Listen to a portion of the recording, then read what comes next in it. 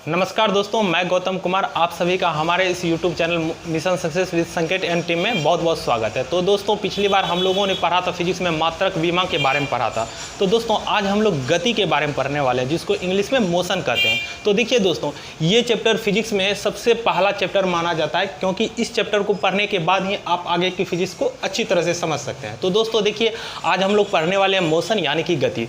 तो देखिए दोस्तों, मोशन किसे कहा जाता है? देखिए, फिजिक्स में जो है मोशन कहते हैं अगर समय के साथ किसी वस्तु की स्थिति में परिवर्तन हो तो उसे मोशन कहते हैं। फॉर एग्जांपल, जैसे आपके घर के आगे एक कार जा रही है, ठीक है। अभी आपने उस जगह देखा कि ये कार इस जगह है, अगले सेकेंड वो कार उस जगह चली गई, फिर अगले सेकेंड वो कार उस जगह चली गई। तो देखिए, समय के साथ उसकी स्थिति में परिवर्तन हो रहा है दोस्तों, तो आप इसे मोशन कहेंगे। तो देखिए, फिजिक्स में जो है भौतिकी में समय के साथ किसी वस्तु या कण की स्थिति में परिवर्तन ही गति कहलाती है। ठीक है दोस्तों, नेक्स्ट हम लोग बात करेंगे कि आखिर गति के कितने प्रकार होते हैं। तो देखिए, मुख्यतः गति के 3 प्रकार होते हैं दोस्तों। गति के जो है 3 प्रकार होते हैं। तो देखिए, पहली गति है रेखीय गति, दूसरी गति है घूर्णन गति और तीसरी गति है दोलन गति। तो देखिए दोस्तों, रेखीय गति यानी कि रेक्टिलिनियर मोशन किसे कहा जाता है? देखिए, नाम से ही पता चल गया होगा कि जो भी वस्तु की गति एक सीधी रेखा में हो उसको रेखीय गति कहेंगे। फॉर एग्जांपल, जैसे मान के चलिए यहाँ पे एक पॉइंट है और एक वस्तु एकदम सीधी रेखा में इसे गति कर रही है, एकदम सीधी रेखा में गति कर रही है, इसे आप रेखीय गति कहेंगे।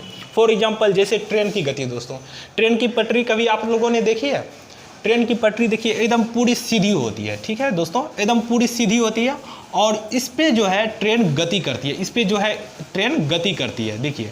तो इस पे जो ट्रेन गति करती है एकदम सीधी रेखा में गति करती है, तो इसे हम लोग कहेंगे रेखीय गति, ठीक है। इसे हम लोग क्या कहेंगे दोस्तों? रेखीय गति कहेंगे। तो देखिए दोस्तों, जैसा कि आप देख पा रहे हैं, ट्रेन देखिए एकदम सीधी दिशा में गति कर रही है दोस्तों, बिल्कुल।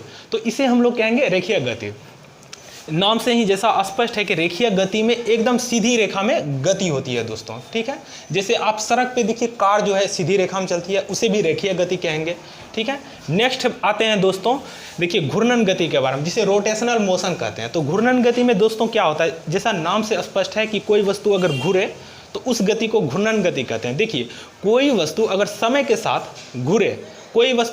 के साथ उसमें मोशन हो रहा है, रोटेशनल मोशन हो रहा है, तो उसे घूर्णन गति कहेंगे। फॉर एग्जांपल, जैसे आप दोस्तों साइकिल का पहिया देखे होंगे, साइकिल का दोस्तों आपने पहिया देखा है?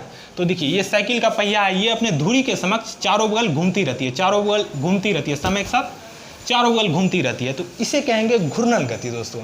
यानी कि इसमें जो है समय के साथ एक वस्तु जो है अपने अक्ष के चारों ओर या अपने धुरी के चारों ओर घूमती रहती है, तो इसे कहा जाता है दोस्तों घूर्णन गति।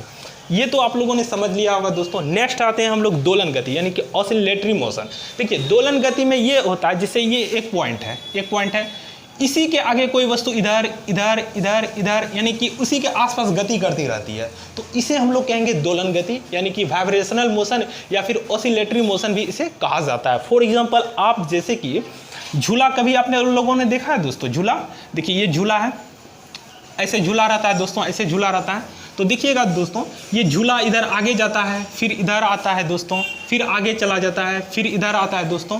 तो इस तरह झूला की जो गति है ये दोलन गति है।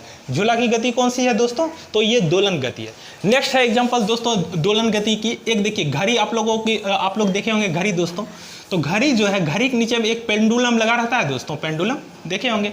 जब भी 11 बजते थे, 12 बजते थे या 1 बजते थे, तो ये अपने ऐसे आगे या पीछे गति करती रहती है, तो इसे कहते हैं दोस्तों दोलन गति। तो आप लोगों ने ये एग्जाम्पल द्वारा काफ़ी अच्छे तरीके से समझ ही लिया होगा दोस्तों, ठीक है दोस्तों। आप लोगों ने पहले अभी जो पढ़ा था गति के प्रकार के बारे में पढ़ा था। 3 गति प्रकार होते हैं, एक रेखीय गति, घूर्णन गति और दोलन गति। तो दोस्तों, इसके बाद हम लोग जानेंगे दूरी और विस्थापन क्या होती है दोस्तों। तो देखिए, दूरी जो है मतलब कि होती क्या है? तय की गई पाथ यानी कि रास्ते की कुल लंबाई को हम लोग दूरी बोलते हैं, ठीक है दोस्तों। तय की गई पाथ यानी कि रास्ते की कुल लंबाई को दूरी कहते हैं। फॉर एग्जाम्पल देखिए, मैं आपको यहाँ पे 3 बिंदु दे रहा हूँ। एक बिंदु है ए, ठीक है, एक बिंदु है बी, ठीक है, एक बिंदु है सी, ठीक है। आपका घर यहाँ पे हुआ दोस्तों, ये है आपका घर, ये है दोस्तों आपका घर, और ये है दोस्तों आपका मार्केट। ये है दोस्तों क्या है? मार्केट है, ठीक है दोस्तों, ठीक है। तो आप जो है अपने घर से जाने के लिए ए से पहले बी बिंदु पे जाते हैं, ए से पहले बी बिंदु पे जाते हैं, नेक्स्ट फिर बी से आप दोस्तों सी बिंदु पे जाते हैं। तो दोस्तों देखिए इस क्रम में आपको जो है मान लीजिए ए से बिंदु तक जाने में आपको 4 किलोमीटर तय करना पड़ा और बी से सी बिंदु पे जाने के लिए आपको 5 किलोमीटर तय करना पड़ा। ठीक है दोस्तों, तो देखिए यहाँ पे जो है कुल दूरी कितनी हो जाएगी दोस्तों, कुल दूरी कितनी हो जाएगी दोस्तों, तो देखिए कुल दूरी हो जाएगी 4 और 5 यानी कि 4 + 5 बराबर हो जाएगा 9 किलोमीटर हो जाएगा दोस्तों। ठीक है, तो देखिए आपको ए बिंदु से बी बिंदु पे जाने में 4 किलोमीटर और बी से सी का जो दूरी है वो 5 किलोमीटर है। टोटल आपको 9 किलोमीटर की तय दूरी करनी पड़ी। ठीक है, तो ये हो गया रास्ते की कुल लंबाई हो गई 9 किलोमीटर दोस्तों। तो देखिए ये जो है दूरी है, यानी कि आपने जो जितनी दूर तय की दूरी, ठीक है, जितनी दूर आपने लंबाई तय की तो उसको बोलेंगे हम लोग दूरी। रास्ते की जो कुल लंबाई है उसको दूरी बोलते हैं दोस्तों। देखिए दूरी और विस्थापन में क्या फर्क होता है दोस्तों, देखिए दूरी के लिए आपको एक रास्ता से तय करना पड़ता है। जैसे फॉर एग्जाम्पल आप अपने घर से मार्केट गए, ठीक है, जो आपका रास्ता बना था, एक जेन्युइन रास्ता बना था, उससे आपने दूरी तय की थी। ये देखिए घर से आप मार्केट गए तो आपने जो है 4 किलोमीटर और 5 किलोमीटर की कुल दूरी तय की। लेकिन दोस्तों विस्थापन में क्या होता है, विस्थापन होता है कि दो बिंदु है ना उसके बीच में सबसे शॉर्टेस्ट डिस्टेंस। विस्थापन जो होता है दो बिंदु के बीच में सबसे शॉर्टेस्ट डिस्टेंस, उसमें यह दिखाई नहीं देता कि वो किसी का घर हो या किसी का कुछ हो। अगर ये बिंदु है ए और ये बिंदु है सी, अगर इसके बीच देखिए एक सबसे शॉर्टेस्ट डिस्टेंस यही हो सकता है, ए से सी को डायरेक्ट मिला दिया जाए, ये सबसे शॉर्ट डिस्टेंस होगा और इसी को दोस्तों हम लोग बोलेंगे विस्थापन। फॉर एग्जाम्पल देखिए अगर आप घर से मार्केट जाते हैं तो आपको 4 और 5 9 किलोमीटर की दूरी तय करनी पड़ेगी दोस्तों। आपको कितना किलोमीटर तय करनी पड़ेगी, 9 किलोमीटर। लेकिन अगर आप यहाँ से सीधे चले जाते हैं, ठीक है, सीधे चले जाते हैं तो आपको बहुत ही कम टाइम लगेगा। तो ये हो गया दोस्तों आपका विस्थापन। तो देखिए दूरी और विस्थापन में क्या फर्क है, देखिए दूरी के लिए जो है अगर आप कोई दूरी तय करते हैं तो उसके लिए एक जेन्युइन रास्ता होता है। दूरी के लिए दूरी जो है आप दूरी जब भी तय करेंगे उसके लिए एक रास्ता होगा दोस्तों। लेकिन विस्थापन रास्ते नहीं देखते, विस्थापन हो गया एकदम सीधा सीधा, ये बिंदु है और वो बिंदु उसके बीच एकदम सीधा सीधा। ठीक है, तो यानी कि हो गया दूरी के लिए जो है आपको रास्ता बनाना पड़ता है, जबकि विस्थापन के लिए कोई रास्ता नहीं, एक सीधा सा उसके बीच दो शॉर्टेस्ट डिस्टेंस हो गया। भले आगे में किसी का घर आ जाए वो मैटर नहीं करता है। तो विस्थापन जो है एकदम उसके बीच सीधा रास्ता हो गया। तो देखिए दोस्तों आप जब भी एरोप्लेन से दूरी तय करते हैं, आप कहीं भी एरोप्लेन से जाते हैं और कहीं भी कार से जाते हैं या ट्रेन से जाते हैं, इन तीनों में दूरी का तो फर्क रहता ही है दोस्तों, समय का भी फर्क हो जाता है। सबसे पहला बात देखिए कि आप कहीं पे भी एरोप्लेन से जाते हैं तो आपको कम समय में वहाँ पे पहुँचा दिया जाता है, लेकिन इसके विपरीत आप कार या ट्रेन से जाते हैं थोड़ा ज़्यादा समय लगता है। इसका क्या रीज़न है दोस्तों, देखिए कार या ट्रेन जब भी चलेगी उसके लिए एक निश्चित रास्ता बना होगा। देखिए वो ऐसे रास्ते पर चलेगी, फिर आगे कभी मुड़ेगी, फिर कभी आगे में हो सकता है मुड़ जाए, उसके लिए एक रास्ता, वो किसी के घर के बीच से नहीं जा सकता है दोस्तों। लेकिन इसके विपरीत जो एरोप्लेन है वो जैसे मान के चलिए ये पटना है, ठीक है, और ये दिल्ली है, ठीक है, तो ये तो ऊपर से जाती है दोस्तों, हवा में उड़ती है। तो ये जो है इस बिंदु से इस बिंदु तक एकदम जो सबसे सटीक रास्ता होता है उसी पे चली जाती है दोस्तों। ये जो है जैसे ए बिंदु से सी बिंदु तक अगर जाना हो एरोप्लेन को, ये एकदम पूरा सटीक रास्ते से चली जाती है। तो ये हो गया दोस्तों विस्थापन। तो दोस्तों अभी आपने समझा कि दूरी जो है तय की गई पाथ यानी कि रास्ते की कुल लंबाई दूरी कहलाती है। फॉर एग्जाम्पल ए से आप सी तक गए तो आप ऐसे ए से पहले बी पे जाएंगे, फिर बी से सी तक जाएंगे, तो आपको यहाँ पे दूरी जो है तय करके जाना पड़ेगा। लेकिन विस्थापन हो गया इसके और इसके बीच में जो सबसे शॉर्टेस्ट डिस्टेंस है, ये हो गया दोस्तों क्या हो गया, विस्थापन हो गया। ये एक बिंदु है, ए एक बिंदु है, ठीक है, और आप बी एक बिंदु है, ठीक है, बी बिंदु है।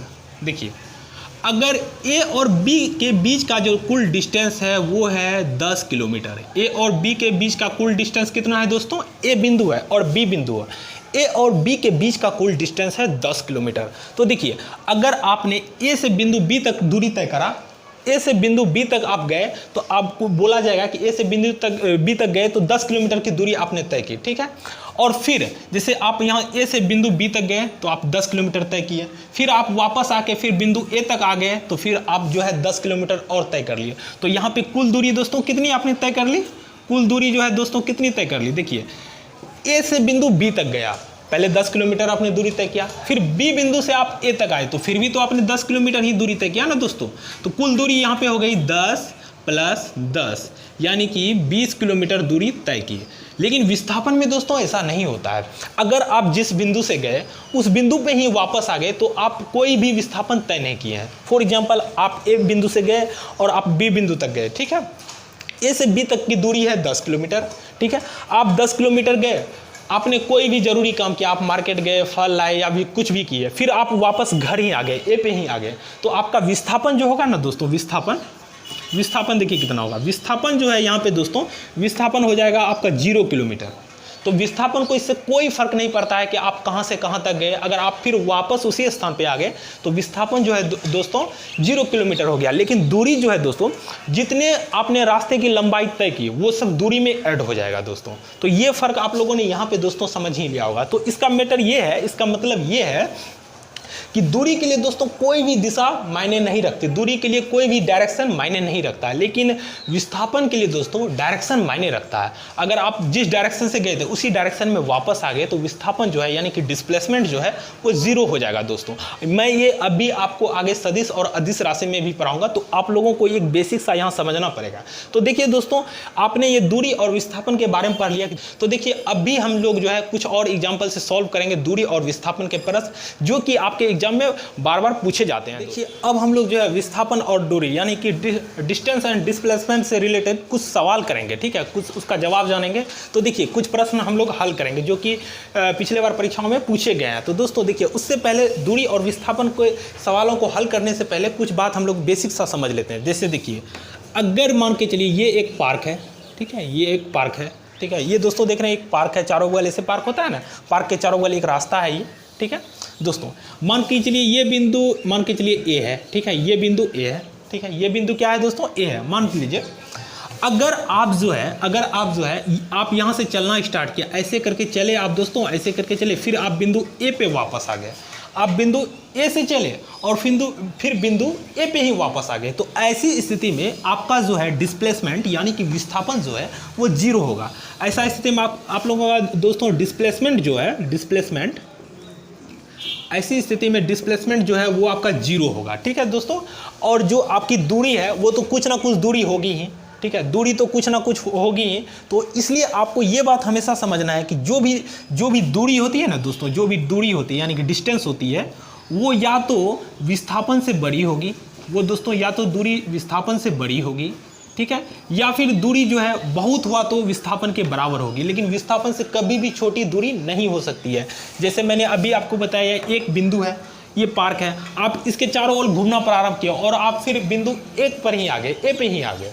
तो मैंने आपको बताया था आप जहाँ से चलना स्टार्ट किया आप पुनः उसी जगह वापस आ जाएंगे, तो दोस्तों आपका जो विस्थापन है ना दोस्तों वो 0 हो जाएगा। हाँ, दूरी कुछ ना कुछ अवश्य होगी क्योंकि आप वहाँ से चलना स्टार्ट किए थे, कुछ ना कुछ आपने रास्ते की दूरी तय की है, तो दोस्तों दूरी जो है, दूरी कुछ ना कुछ उसका मान होगा, लेकिन विस्थापन जो है अगर आप उसी जगह पुनः वापस लौट गए तो विस्थापन आपका 0 हो जाएगा दोस्तों। तो आपको हमेशा ये याद रखना है कि दूरी या तो विस्थापन से बड़ा होगी या बहुत हुआ तो दूरी जो है विस्थापन के बराबर होगी, लेकिन दूरी जो है कभी भी विस्थापन से छोटा नहीं होगी दोस्तों, ठीक है दोस्तों। तो देखिए हम लोग जो है इस जगह कुछ प्रश्न हल करने वाले हैं जो कि आप यहाँ पे देख लीजिए दोस्तों। हम लोग यहाँ पे 2 प्रश्न हल करने वाले हैं जो कि प्रीवियस ईयर में पूछे गए हैं। देखिए पहला है कि राकेश बिंदु ए से दौड़ना शुरू करता है तथा पुनः बिंदु ए पर दौड़कर आ जाता है। यदि पार्क की त्रिज्या 7 मीटर हो तो राकेश द्वारा तय की गई दूरी और विस्थापन ज्ञात करें। यहाँ पे राकेश होगा, ठीक है दोस्तों। देखिए राकेश जो है, देखिए ये एक पार्क है, ठीक, ये एक पार्क है, ठीक है, ये बिंदु मान के चलिए ए है, ठीक है, ये ए है। राकेश जो है यहाँ से दौड़ना स्टार्ट करता है, यहाँ से दौड़ना स्टार्ट करता है, दौड़ते दौड़ते दौड़ते दौड़ते फिर पुनः बिंदु ए पर ही वापस आ जाता है दोस्तों, ठीक है। पुनः बिंदु किस पे वापस आ जाता है दोस्तों, ए पे ही वापस आ जाता है। तो पूछ रहा है यदि पार्क की त्रिज्या, मतलब त्रिज्या हुआ यहाँ से लेके इसका जो रेडियस है ये हुआ 7 मीटर, ठीक है। अगर ये 7 मीटर है तो राकेश द्वारा कुल तय की गई दूरी तथा विस्थापन ज्ञात करें। तो देखिए सबसे पहली बात कि उसका दूरी कितना तय होगा दोस्तों। देखिए राकेश उतनी ही दूरी तय करेगा जितना उसकी सरकमफ्रेंस की लंबाई होगी दोस्तों, जितना उसका सरकमफ्रेंस का मान होगा, यानी कि उसका परिधि का मान जितना होगा। तो देखिए दूरी निकालने के लिए सबसे बराबर निकालना है, उसकी परिधि निकालनी है, ठीक है, उस वृत्त की परिधि निकालनी है दोस्तों। देखिए परिधि बराबर आपने पढ़ा है कि क्या होता है फॉर्मूला, 2πr होता है दोस्तों। तो देखिए 2 पाई का मान यहाँ 22/7 लेंगे हम लोग, 22/7 गुना आर का मान कितना है दोस्तों, आर का मान यहाँ 7 है, आर यानी कि त्रिज्या। तो देखिए 7, देखिए ये कट गया, बराबर हुआ 44 मीटर। तो देखिए राकेश द्वारा तय की गई दूरी टोटल कितनी है दोस्तों, 44 मीटर है। लेकिन दोस्तों यहाँ पे पूछ रहा है दूरी का मान, तो दूरी दोस्तों आप लोगों ने 44 मीटर लिख दिया। लेकिन विस्थापन दोस्तों क्या होगा, देखिए विस्थापन राकेश जो है ए बिंदु से चला था और पुनः बिंदु ए पर ही वापस आ गया। तो मैंने अभी आपको बताया अगर आप किसी भी जगह चलना शुरू करें और पुनः उसी बिंदु पे वापस आ जाए तो आपका जो डिस्प्लेसमेंट यानी कि विस्थापन है वो 0 हो जाएगा। तो फिर यहाँ इसका दोस्तों विस्थापन क्या हो जाएगा, विस्थापन क्या हो जाएगा दोस्तों, इसका विस्थापन हो जाएगा 0 हो जाएगा। तो दूरी हो गया 44 मीटर और विस्थापन हो गया 0 मीटर। ठीक है दोस्तों, नेक्स्ट हम लोग सवाल हल करते हैं। राकेश पश्चिम में 3 किलोमीटर तथा उत्तर में 4 किलोमीटर चलता है। अब प्रारंभिक बिंदु से उसकी दूरी और विस्थापन ज्ञात करें। देखिए हम लोग दोस्तों आराम से हल करेंगे इसको। देखिए राकेश जो है पश्चिम में दोस्तों 3 किलोमीटर चलता है। मान लीजिए एक बिंदु है, यहाँ से वो 3 किलोमीटर चलता है।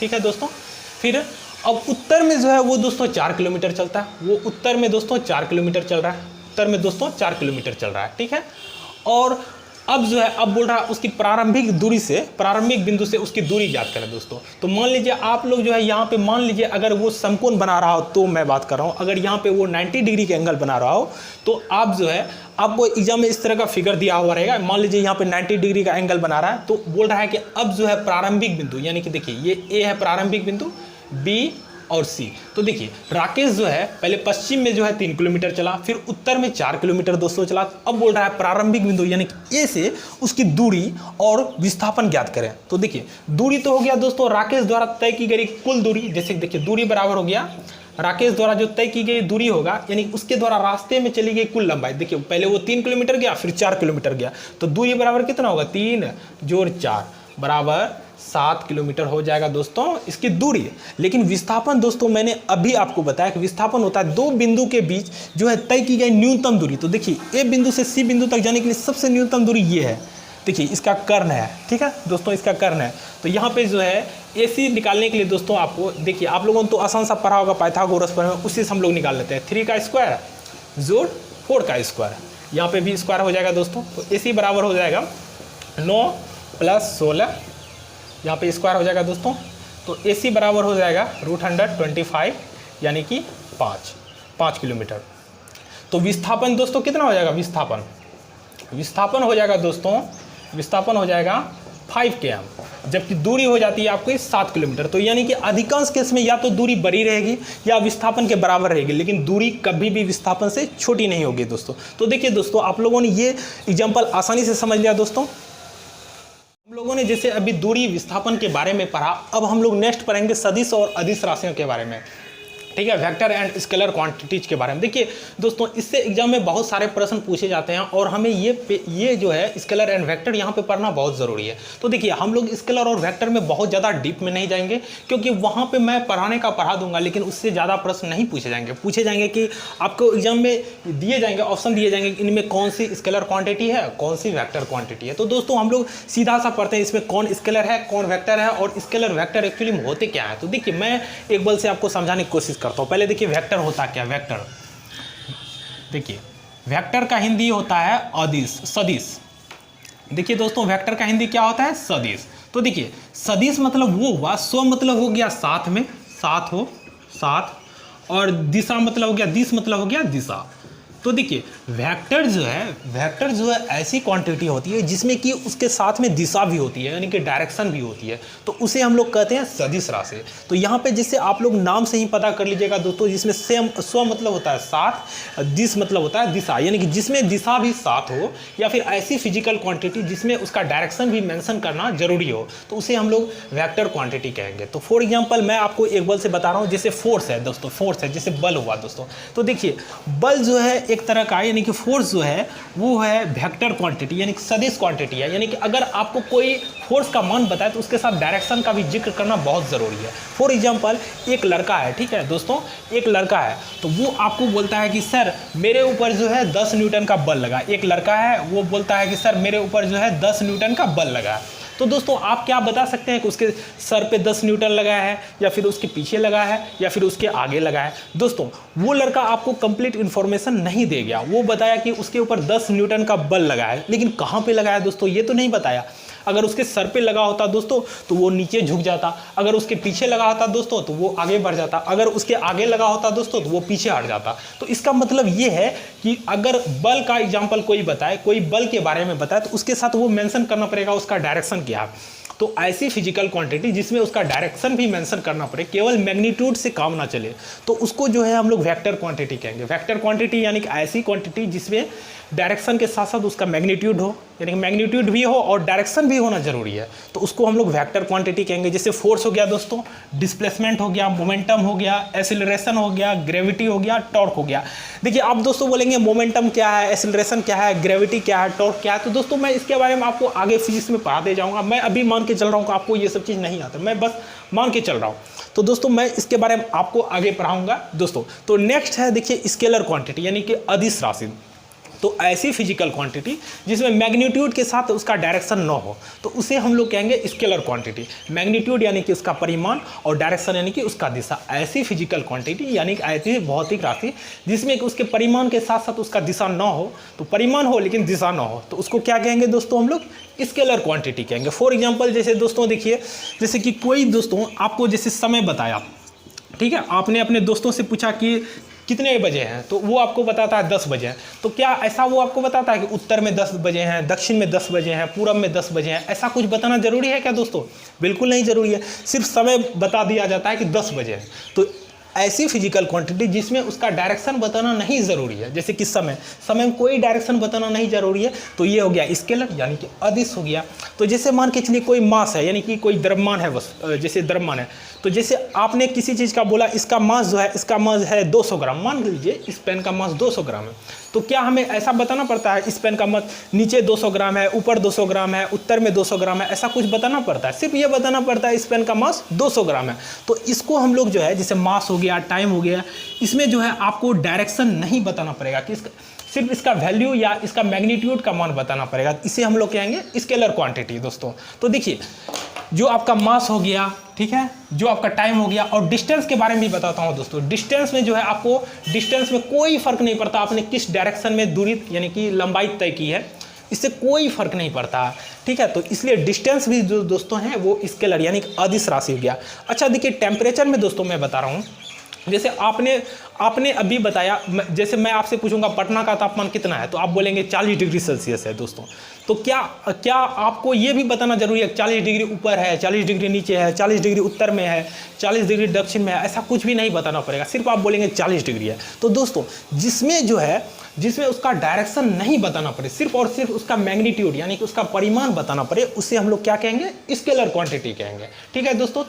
उम्मीद है कि आप दोस्तों अच्छे से स्केलर और वेक्टर क्वांटिटी को समझ गए होंगे दोस्तों। मैंने कुछ यहाँ पे एग्जांपल जो है आपको बता दिए हैं, आप चाहे तो इसका स्क्रीनशॉट ले सकते हैं दोस्तों, इससे बहुत सारे एग्जाम में प्रश्न पूछे जाते हैं दोस्तों। तो ठीक है दोस्तों, ये जो है हम लोग का मोशन का पार्ट 1 था दोस्तों। अब भी जो है हम लोग मोशन में आगे बहुत सारी चीज़ें पढ़ेंगे, न्यूटन लॉज ऑफ मोशन पढ़ेंगे, मोशन के सारे इक्वेशन पढ़ेंगे दोस्तों। तो ये केवल हम लोग का पार्ट 1 था। अगले पार्ट में हम लोग जो है न्यूटन लॉज ऑफ मोशन बताएंगे, मोशन के 3 जो इक्वेशन है उनके बारे में बताएंगे, और भी चीज़ के बारे में चर्चा करेंगे दोस्तों। तो ठीक है दोस्तों, अगर आपको ये वीडियो पसंद आया तो वीडियो लाइक करें और हमारे चैनल को सब्सक्राइब करें दोस्तों, ठीक है। तो मिलते हैं नेक्स्ट वीडियो में। जय हिंद।